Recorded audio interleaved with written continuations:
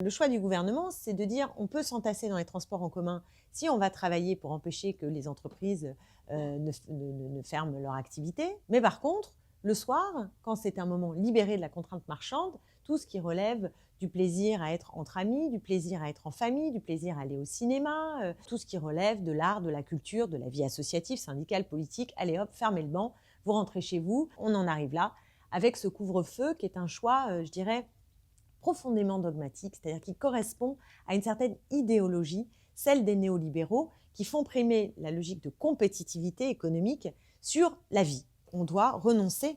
à ses plaisirs, à ses libertés, pour finalement maintenir ce qui, aux yeux du pouvoir, est essentiel, c'est-à-dire l'activité économique qui rentre dans le cadre de la compétitivité.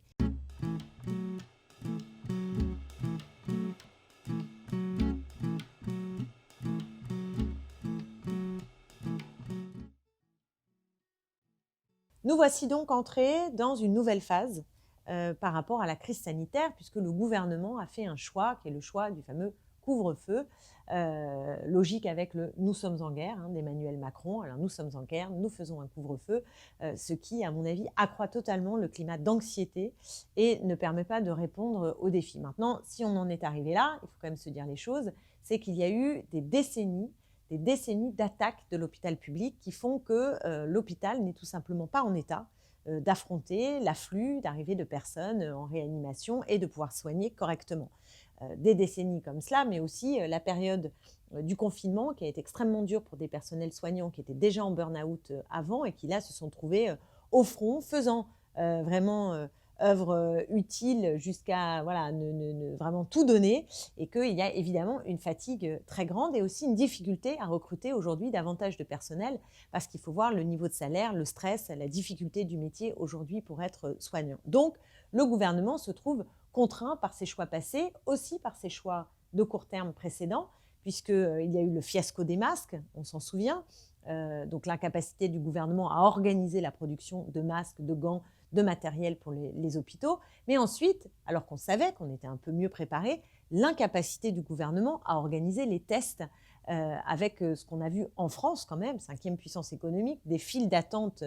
dignes des régimes soviétiques, dehors, où on se demandait comment c'était possible que le gouvernement n'ait pas su mieux organiser ces tests, organiser en nombre, mais aussi en qualitatif pour permettre tout simplement que le système de test fonctionne à plein. Alors, on en arrive là, avec ce couvre-feu qui est un choix, je dirais, profondément dogmatique, c'est-à-dire qui correspond à une certaine idéologie, celle des néolibéraux, qui font primer la logique de compétitivité économique sur la vie. Pourquoi sur la vie? Parce que ça veut dire que le choix du gouvernement, c'est de dire on peut s'entasser dans les transports en commun si on va travailler pour empêcher que les entreprises ne ferment leur activité. Mais par contre, le soir, quand c'est un moment libéré de la contrainte marchande, tout ce qui relève du plaisir à être entre amis, du plaisir à être en famille, du plaisir à aller au cinéma, à sortir boire un verre, manger au restaurant avec des amis, tout ce temps-là, on doit faire œuvre de pénitence, c'est-à-dire qu'on doit renoncer à ses plaisirs, à ses libertés, pour finalement maintenir ce qui, aux yeux du pouvoir, est essentiel, c'est-à-dire l'activité économique qui rentre dans le cadre de la compétitivité. Et ça, je pense que c'est inacceptable, c'est insupportable en fait. C'est de nature en plus à créer beaucoup de stress, de mal-vivre, alors qu'on sait qu'un des problèmes avec ce Covid, c'est l'explosion des appels, par exemple, à SOS Amitié, c'est des gens qui sombrent en dépression parce que le climat est anxiogène, parce que le lien social est dissolu, et que là, on nous dit en gros tout ce qui relève de l'art, de la culture, de la vie associative, syndicale, politique, allez hop, fermez le banc, vous rentrez chez vous, et vous vous enfermez entre vos quatre murs. Donc c'est évidemment très dur à accepter, et on voit aussi poindre une injustice sociale parce que, bien évidemment, quand le président de la République invite ceux qui le peuvent à partir en vacances, pour en fait ne pas saturer les hôpitaux dans des endroits où on est déjà sursaturé, et que les autres vont être, qui ne peuvent pas partir en vacances, être entassés sur la ligne 13 ou le RER B, pour parler de l'Île-de-France ou ailleurs, en tout cas être dans leur travail potentiellement exposés parce qu'ils y vont, ou dans les transports en commun exposés. Bref, vous avez compris qu'il va y avoir encore une réponse à deux vitesses où ceux qui ont le plus de chances vont pouvoir avoir un confinement plus agréable que les autres, qui sont les premiers de corvée, vont être sommés finalement de prendre des risques dans la journée au nom de la fameuse compétitivité. Donc tout ça ne fonctionne pas, ne peut pas être correctement compris et ne peut pas être juste. Et je veux ici vraiment m'attaquer à cette logique-là, parce que je pense que si on renonce à nos libertés et au plaisir, on renonce quelque part à faire des politiques publiques qui correspondent à nos besoins véritables et non pas aux besoins du marché, des impératifs de la finance, etc. Donc ça, c'est vraiment deux logiques qui s'affrontent. Et par ailleurs, elles s'affrontent sans vraiment s'affronter, puisque le débat démocratique n'a pas lieu. Nous avons regardé la télévision, je dis nous, les députés, les responsables élus, politiques, mais à la limite que le président de la République s'exprime devant les Français, c'est normal, ça va, jusque-là tout va bien. Mais que le Premier ministre ne vienne pas rendre compte de la façon dont ces options vont être mises en œuvre concrètement, puisque en plus ça va être fait de façon autoritaire, par décret, dans le cadre du fameux état d'urgence sanitaire, mais qu'ils ne viennent pas devant la représentation nationale pour qu'il y ait un débat éclairé, je trouve que c'est un déni de démocratie absolument effrayant, qui n'est pas nouveau, mais qui donne à voir cette espèce de régime qui progressivement, de mois en mois, et fort fut un temps, et c'est toujours le cas puisque nous sommes sous la menace des attentats terroristes, djihadistes, évidemment prenait des mesures de plus en plus liberticides, et maintenant le Covid est aussi le prétexte à partir duquel on peut s'asseoir sur la démocratie. Or, c'est dangereux parce que pour combattre une pandémie, ce qui importe, c'est aussi l'unité du peuple, c'est-à-dire l'adhésion du peuple aux mesures qui sont prises. Et pour qu'il y ait cette adhésion, il faut qu'il y ait du débat, il faut qu'il y ait la recherche aussi d'un consensus le plus large possible. Évidemment, il ne peut pas être entier parce que le Covid n'annule pas les conflits politiques, les différences profondes, et je le disais sur le choix compétitivité ou vie, mais en même temps, si je veux dire, le gouvernement se doit de faire vivre ce débat démocratique. Donc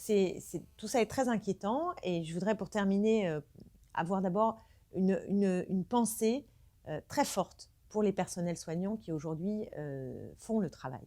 parce qu'ils le font dans des conditions qui sont extrêmement difficiles. Il y a eu une manifestation hier, compliqué de manifester quand on est au front face à une crise pareille, sanitaire,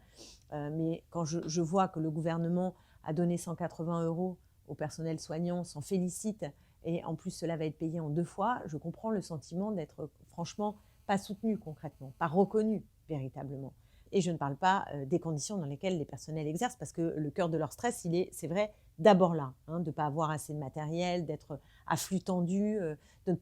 ne pas pouvoir avoir le renfort humain nécessaire. Ça, c'est sûr que c'est le premier problème. Mais je crois que la question aussi des salaires est très importante, parce qu'il en va de la qualité de vie et de la reconnaissance sociale. Donc je tire mon chapeau, mais on ne peut pas simplement tirer notre chapeau. Il faut qu'il y ait un changement de politique pour l'hôpital public et pour les personnels soignants. Et je veux dire aussi un mot de la crise économique qui évidemment arrive en chaîne, mais elle arrive d'autant plus en chaîne que le gouvernement s'entête dans ses choix dogmatiques. Hier, j'étais en séance sur le budget, et à l'occasion du vote du budget, on se rend compte qu'on continue, on remet toujours 10 balles dans la même machine qui nous emmène dans le mur. Donc hier, par exemple, on était en train de voter, alors pas nous, mais le gouvernement, des mesures où on va faire des ristournes fiscales pour les grandes entreprises. Ce ne sont pas les TPE et les PME qui vont en profiter, sans aucune contrepartie en matière sociale et environnementale. C'est-à-dire qu'on continue de donner de l'argent aux grands groupes, on continue aussi de donner de l'argent aux plus riches. Donc pas de logique de partage des richesses, mais pas non plus de logique d'intervention de l'État pour organiser l'économie et lui donner un sens social et écologiste. Ça, c'est absolument dramatique, parce que c'est comme si aucune leçon n'avait été tirée, notamment de ce moment de confinement où je crois que le débat public avait pris de l'ampleur, et qu'au fond, quand on s'est arrêté, on s'est dit tiens, on s'arrête, qu'est-ce qui est indispensable de reprendre, qu'est-ce qu'on a envie de ne pas reprendre, et puis au fond, comment on répond à la crise climatique véritablement, et comment on est solidaire, comment le lien social qui nous est apparu vital à ce moment-là peut être ressourcé. Et là, ce n'est pas du tout le choix du gouvernement, on le voit dans le budget. Rien d'étonnant, je ne tombe pas de ma chaise, mais en même temps, on aurait pu se dire que le gouvernement aurait pu infléchir. Non, il n'infléchit pas, il continue d'aller véritablement dans le mur. Voilà, donc ce ne sont pas des très belles nouvelles, d'autant que je m'adresse à vous, là, par une vidéo, et que je veux aussi témoigner du fait que quand on fait de la politique, c'est absolument infernal de ne pas arriver à se projeter. C'est-à-dire qu'on n'y arrive pas à l'échelle individuelle, on ne sait pas ce à quoi on va avoir droit dans quelques semaines, si on peut partir en vacances, pas partir en vacances, à quelle heure on va pouvoir voir des amis, est-ce qu'on peut se voir. Enfin, je trouve que c'est très dur de se projeter, puisqu'on ne sait pas combien cet état de la société va durer. Et à l'échelle politique, on n'arrive pas non plus à se projeter correctement parce que la vie politique est rendue très difficile. Et c'est notre responsabilité de donner une vision de comment nous ferions et de là où nous devons aller. Je crois que dans ma famille politique, on essaye vraiment de faire ce travail-là, mais ça ne remplace pas le fait de faire davantage de réunions, d'associés, d'être davantage sortis, ce contact physique, ces discussions qui ne sont pas qu'à travers les réseaux sociaux et des intermédiaires, mais qui sont charnelles. Voilà, enfin, je dis juste moi ce que je ressens et je trouve ça vraiment super dur. Et voilà, donc on va avoir du temps pour lire, en revanche, le soir, pour ceux qui aiment ça. Et moi, pour ma part, voilà, dès ce soir, c'est celui-là, c'est Renaud Piarou, La vague, l'épidémie vue du terrain, parce que c'est un spécialiste dont on a entendu la voix ici et là, et qui permet aussi d'aller au cœur d'un ressenti, de pratique, de réflexion qui m'intéresse sur ce moment, parce qu'il faut réfléchir.